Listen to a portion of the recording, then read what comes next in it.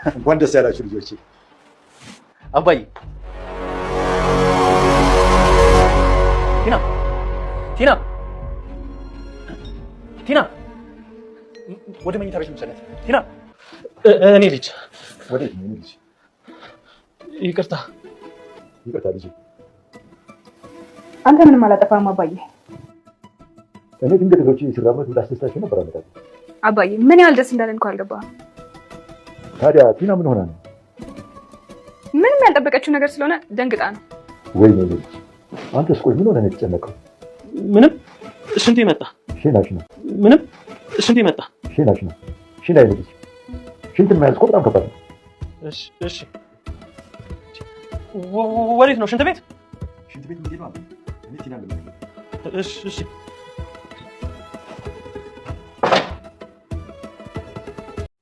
ሰላም ጤና ይስጥልኝ። ውድና የተከበራችሁ በመላው ዓለም ያላችሁ ኢትዮጵያና ኤርትራውያን ነው። እግዚአብሔር ይመስገን ደህና ነኝ። የግፈኛ ሚስትና የሰራተኛ ፍጥጫ ክፍል 19ን አብረን እናያለን። የባለፈው ክፍል ካሌብና ቲና የወጉልኝ ፕሮግራም አዘጋጅቶ ስለነበረ እዛ ላይ የካሌብን አባት ቲና አንተ አሁን ፕሮግራም ላይ ብትገኝ ፕሮግራሙን አይወርደውም፣ ዳንኤልም ተይው እሱ እዚህ መሆኑ ምንም ችግር አይፈጥርም ይላታል። ቲናም እሱ ሲታይ ያሳፍረኛል፣ የሚመጡት የራሱ ቤተሰቦች የሚሆኑት የራሱ ቤተሰቦች ብታዩ ምን አለበት አላት ዳንኤል።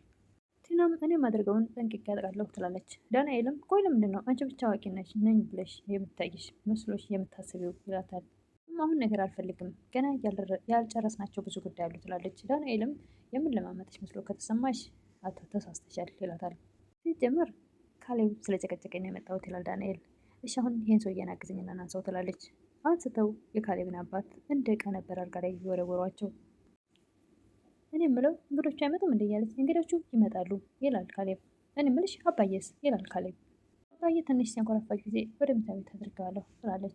ካሌብም ዛሬ ሰርጋችን ነው እያለ ችርስ እየተባባሉ ያለ የካሌብ አባት ሶፋቸውን ገጭ አድርገው አጠገባቸው በር ብርግድ አድርገው ይቆማሉ። ሄኖና ዳንኤል የሚገቡበት ጠፍቷቸው በጣም ግራ ተገብተው ወደዛ ወደዚህ እሷን እየተያዩ ያለ እዚህ ላይ ነበረ ቪዲዮ ያለቀው። ቀጣዩን ክፍል አብረን እናያለን። ዛሬው ክፍል እንግዲህ የካሌብ አባት እንኳን ደስ ያላችሁ ልጆቼ እያሉ እጃቸውን ዘርግተው፣ ቲናም እንግዲህ ራሷን ስታ ወደቀች። ተዝለፍልፋ ስትወድቅ ካሌብም አፋፍሶ ወደ መኝታ ቤት ይወስዳታል። ሳሎን ቤት የካሌብ አባትና ዳንኤል ትሁት ይቀራሉ። ዳንኤልም በጣም በፍርሃት ተውጦ እየተንቀጠቀጠ ስለነበረ በቃ እኔ ልሂድ ይላል። የካሌብ አባት ቆይ ወዴት ነው ብለው እጁን ይዙታል። እሱም በፍርሃት እሺ ብሎ ቁጭ ይላል። አስደነገጥኳቸው አይደለም ይላሉ የካሌብ አባት። ትሁትም አንተ ምንም አላጠፋ አባዬ ትላለች። ዳንኤልም በጣም ግራ ተጋብቶ እንዴት እንደሚያያት ትሁትን በጣም ተጨናንቋል። አባዬ እንዴት ደስ እንዳለኝ ምን ያክል ደስ እንዳለኝ ብታቅ ትላለች ትሁት። የካሌብ አባትም ታዲያ ትሁት ምን ሆና ነው ይላሉ። ያልጠበቀችው ነገር ስለሆነ ደንግጣ ነው ትላለች ትሁት። ዳንኤልም አንገቱን አቀርቅሮ ትሁትን ከእግር እስከ ራሷ በአይን ቁራኛ በግልማጤ አይነት ነገር ያየት ነበር ይመለከታት ነበር። የካሌብ አባትም ወደ ዳንኤል ዘወር ብለው ቆይ አንተስ ምን ሆነ ነው የተጨነቀው ይሉታል። እሱም አይ ምንም ብሎ አፉን ይንቀጠቀጣል፣ ለመናገርም ያቅተዋል። ዳንኤል የሚናገረውን የሚይዘውን የሚጨበጠውን አቶ ግራ ተጋብቷል እና ሸንት የመጣ ብሎ የሚናገረው እውነት ለመናገር በጣም በሳቅ ፍርስ ያደርጋል። ካሉበት ብድግ ብሎ ጥሎ ይጠፋል ወደ ውጭ። ከመውጣቱ በፊት የካሌብ አባት እጁን ያዝ ያደርጉታል። እሱም አፉ እየተያዘ ወዴት ነው ቦችን እውነቱ ይቅርታ አድርጉልኝ፣ እውነት ለመናገር አለመሳቅ አይቻልም። በጣም በሳቅ ነው የሚያፈርሰው የነበረው ዳንኤል በጣም ግራ ተጋብቶ ስለነበረ የካሌብ አባት በእርግጥም ብዙ ጊዜ ደጋግመው ቆመው አይቷቸዋል። እሱ ቲና ነበር ያላየቻቸው፣ እሷ ቢነግራትም አልሰማው ብላ ነበር። እሱ ግን ብዙ ጊዜ አይቻቸዋለሁ ቆመው እያለ ቢላት በፍጹም እኔ እንዳይነሳ አድርገዋለሁ እያለች እሷ በፍጹም ልታመን አልቻለችም ነበረ እና እሱም እንደ አዲስ ህልም ነው የሆነበት ዳንኤል። ካሌብም ቲናን ውሃ በነካው ፎጣ ግንባሯን እያቀዘቀዘላት የካሌብ አባት ይገቡና እንዴት ናት አሁን ይላሉ። ካሌብም ደህና ናት አሁን አባዬ ይላል። አስደነገጥኳቸው አይደል ልጆቼ አስደስታችኋለሁ ብዬ ይላሉ የካሌብ አባት።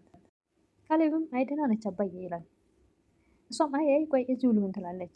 ምን ነው ይላሉ የካሌብ አባት። አይ ምንም ትላለች። አረጋግጠህ ወደ ሳሎን አንጣት እኛ ሳሎን እንሆናለን ይላሉ የካሌብ አባት።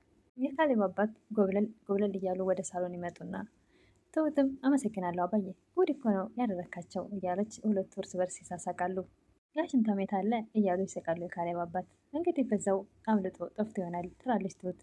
አይ ውርደት ይላሉ የካሌብ አባት። ትሁትም ግን እኔንም እኮ ግራ ገብተኛል ትላለች። እሳቸውም ምነው ትሁቴ ይላሉ። አይ እንደዚህ አልጠበቅኩም ነበር ትላለች ትሁት። የካሌብ አባትም የልጅ ፕሮግራም ላይ ከምቀር ብዬ ነው ይላሉ። ግን እንግዶችን ምን ልናደርጋቸው ነው ይላሉ የካሌብ አባት። ይምጡና ያስተናገዷ እንግዲህ እሱ እንጂ እሷ አላመለጠች ትላለች ትሁት። በእሷንም እንግዲህ በደንብ እናከማታለን እንደሱ እንዳታመልጥ እያሉ የካሌብ አባት ከትሁት ጋር ይሳሳቁ ነበረ። ዳንኤልም እግሬ አውጭኝ ብሎ ከሩጦ ካመለጠ በኋላ ለቴና ይደውላል። ይኸውልሽ ቲና እኔ አምልጫለሁ ይላታል። እንዴ ጥላኸኝ ትለዋለች። እንዴ እኔን እኮ ነው የሚገለኝ ይላል ዳንኤል። ምንም እንዳትጠራጠር ዝም ብለህ ና ትላለች ቲና። ዳንኤልም እንዴ አንቺ ያምሻል እንዴ? ችግር የለውም እና ዝም ብለህ ትላለች ቲና። ዳንኤልም ይኸውልሽ እኔ በፍጹም አልመጣም ይላል። እሷም እንዴ ብቻዬን ጥላኸኝ ትላለች። የካሌብ አባት ቀጥ ብለው ወደ መኝታ ቤት ሲሄዱ ቲና ብቻዋን ነበረች። ምንድን ነው ትላቸዋለች። ምን ነው ልጄ ምን ሆንሽ ይሏታል። ሆነሽ ነው ሲሉ የካሌብ አባት ምንም ትላለች ቲና። ተረጋጊ ልጄ ይላሉ እሳቸው። አስቀየምኩሽ እንዴ ይላሉ የካሌብ አባት። አይ አላስቀየምከኝም ትላለች ቲና። ታምሜ እያለሁ አንቺ ነሽ አይደል ሐኪም ቤት ወሰድሽኝ ይሏታል። አይ አንተ አታስታውስም እንዴ ትላለች ቲና። ታመምኩ አስታውሳለሁ ይላሉ የካሌብ አባት። ቲናም ሌላስ ምን ታስታውሳለህ ትላለች። ዛሬ ስነሳ ይላሉ የካሌብ አባት። ቲናም ሌላስ ትላለች። እኔ እንጃ ይላሉ የካሌብ አባት። ይቅርታ ግን ስምሽ ማን ነው ይሏታል የካሌብ አባት። እሷም በፈገግታ ደስ እያላት እኔን አታገኝም ትላለች ቲና። አውቀሽ ነበር አሁን ግን ጠፋብኝ መሰለኝ ይላሉ የካሌብ አባት። ታማ እያለ ያሳለፍከውን ነገር አታስታውሰውም አንተ ትላለች ቲና። እሳቸውም ስንት ጊዜ እንዳመመኝ እስቲ ንገረኝ ልጄ አስጨነኩሽ እንዴ ይላሉ የካሌብ አባት።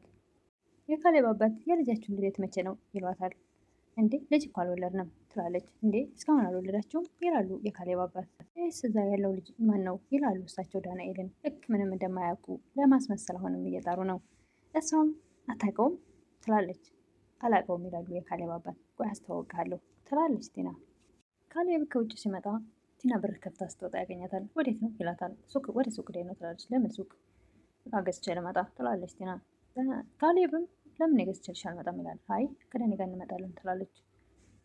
ካሌብም እሺ በቃ እንዳትቆዩ ብሎ ወደ ቤት ይገባል። ካሌብ ቤት ገብተው ትሁትና አባቱን ያገኛቸዋል።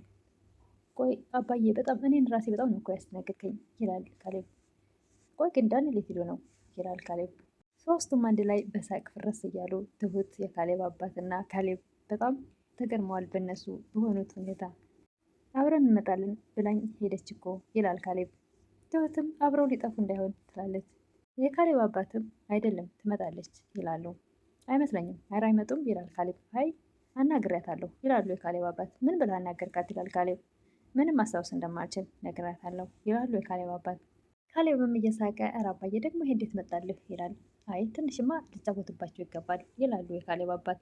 አዎ የሚሆኑትማ ልናይ ይገባል እያለ ነበር ካሌብ። ያሳለፍኳቸው ጊዜዎች የሚያስቁ አልነበሩም ይላሉ የካሌብ አባት። አልፏል አባዬ ትላለች ትሁት። ካሌብም ትሁት አንቺ እድለኛ ነሽ ይላል። ምንም የሚጸጽትሽ ነገር አይኖረም ይላል ካሌብ። አይናው ጠዋቴናም የካሌብ አባት ምንም ነገር አላስታውስም ስላሏት አሁንም ውጭ ወጥታ ዳንኤልን ታገኘዋለች። ቆይ ምን ሆነ ነው ትለዋለች። ምንም ምን ሆንክ ይላታል። እና ወደ ቤት መሄድ እንዳለባት ተነግረዋለች። እሱም ከዛ ቤት ምንም ሳልሆን ወጥቻለሁ ተመስገን ይላል። የኔ ፍቅር ተረጋጋ ትላለች ቲና። ዳንኤልም ይኸውልሽ ከዚህ በኋላ የኔ ፍቅር ማለት አትችይም ይላታል። እሷም ለምን አልችልም ትላለች። ለምን አልችልም ምን ሆነሃል ትላለች ቲና። ዳንኤልም አሁን ሰውየው ነቅቷል። ያን ሁሉ ነገር አድርገሽ ዝም የሚልሽ የሚለቅሽ ይመስልሻል ይላል ዳንኤል። አይመስለኝም ግን ሰውየው ረስቷል ትላለች ቲና። ረስቷል ማለት ይላል ዳንኤል። ረስቷል ማለት በቃ አያስታውስም ማለት ነው ትላለች ቲና። ሞኝ ነሽ እንዳንቺ ይላል ዳንኤል። ቲናም ሞኝ አይደለሁም ስሜ ሁሉ እኮ ጠፍቶበታል ትላለች። እኔ አላምንም ይላል ዳንኤል። አንተ ስታስበው ቢያስታውስ የሚለቀን ይመስልሃል ትላለች ቲና። እሱስ አይመስለኝም ለዛ አይደል እንዴ እኔ የሚወጣሁት ይላል ዳንኤል። በና እንሂድ ትላለች ቲና። ዳንኤልም ወዴት ነው የሚሄደው ይላታል። ወደ ቤት ነው ትላለች። አትቀልጅ እባክሽ ይላል ዳንኤል። ከቻልሽ አንቺን ባትሄጂ ጥሩ ነው ይላል ዳንኤል። እረስቷል አልኩህ እኮ እንደውም ስትቀር ነው ሌላ ነገር የሚመስለው ትላለች ቲና። አልሄድም በጭራሽ እያለ ዳንኤል። እሷም የዛሬን ብቻ ትላለች። እንዴ ዛሬስ ቢገለኝስ ይላል ዳንኤል። እሷም እኔ እንኳን ስንት ነገር ያደረግኩት ሊሄድ አይደል እንዴ ትላለች። ሰውየው አውቆ ነው ይላል ዳንኤል። ቲናም ምንም ነገር አያስታውስም እመነኝ ትላለች። ይኸውልሽ ቲና ወደ ሞት ነው እየሄድን ያለ ነው ይላል።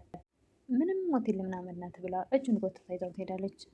አይን አውጣዋ ፈጣጣዋ ቲና ዳንኤልን እጁን ይዛ ወደ ቤት ትገባለች። የካሌብ አባት ከተቀመጡበት ብድግ ብለው ግቡ ልጆቼ ይሏቸዋል። እነሱም በድንጋጤ ብድግ ሲሉ እሳቸው ዳንኤል በተለይ እንግዲህ በቁሙ ሊወድቅ ነበረ፣ ግን ምንም ሳያስወግር ወደ ሶፋው ቁጭ ይላል። እንዴት ናችሁ ይላል ካሌብ። ዳንኤል የት ሄደ ነው? ከሚተ ቤት ስወጣ እኮ የለህም ይላል ካሌብ። እንዴ አባዬ ይህም ጠፋህ? ሚስቴ ናታ ይላል ካሌብ። ቲና ነው ስሟ ይላል ካሌብ። የካሌብ አባትም እሷንም አውቃታለሁ የማላውቀው ስሟን ነው ይላሉ የካሌብ አባት። በተለይ ቲና ላንተ በጣም ብዙ ዋጋ ከፍላለች እያለ እየቀለለ ነበር ካሌብ። የካሌብ አባትም ዳኒ ትንከባከበኛለህ አይደል ትቀጣለህ ይሉታል። ቲና እና ትሁት ብቻ ናቸው የተንከባከቡኝ ይላሉ የካሌብ አባት። ውለታሽ አለብኝ እከፍላለሁ ይላሉ የካሌብ አባት ለቲና። ካሌብም አሁንማ ተችሏል ትከፍላለህ ይላል። የካሌብ አባትም ምንም የለኝም፣ ግን ደግሞ አንተ ብር ከሰጠህኝ ስጦታ እገዛላታለሁ ይላሉ። ካሌብም አሁን እንግዶቻችን እንቀበል እየደወሉ ነው መሰለኝ ይላል። ቲና ካሌብ እኔ ምንም አልገባኝም ትላለች። ካሌብም እኔ ምንም አልገባኝም ይላታል። ቲናም እንዴት አልገባኝም ትለኛለህ? ታስረዳኛለህ ብዬ እየጠበቅኩ አይደል ትለዋለች። ማለት እኔም አንቺም እኮ እኩል ተቀምጠን ያየ ነው ይላታል። ተውልሃል፣ ግን እኮ ብዙ ነገር አያስታውስም ትላለች ቲና። በጣም ነው ያዘንኩት አባዬ እንደዚህ መሆኑ በጣም ነው ያዘንኩት ይላል ካሌብ። ቲናም ቁሙ በመሄዱ ብቻ ደስ ሊል ይገባል ትላለች። እንዴት ደስ ይለኛል አባዬ አሳክሜው ሙሉ በሙሉ ጤነኛ ይሆናሉ እየሳስብ ይላል። ደህና እኮ ነው ግን ማስታወስ ብቻ ነው የከበደው ትላለች ቲና። መሙን መሰቃየቱን ያን መርሳቱ ጥሩ ነው ምንም አይጠቅመም ትላለች ቲና። ትናንት መርሳት እኮ ከባድ ነገር ነው ይላል ካሌብ። ከዚህ በኋላ እኮ እንደ ህፃን ነው የሚሆነው ተስፋ አይኖረውም ይላል ካሌብ። ቲናም የካሌብ አባት የእውነት የረሳ መስሏት በጣም ተደስታለች። ፈገግ እያለች አይዞህ አብረን እናስተካክለዋለን ትላለች።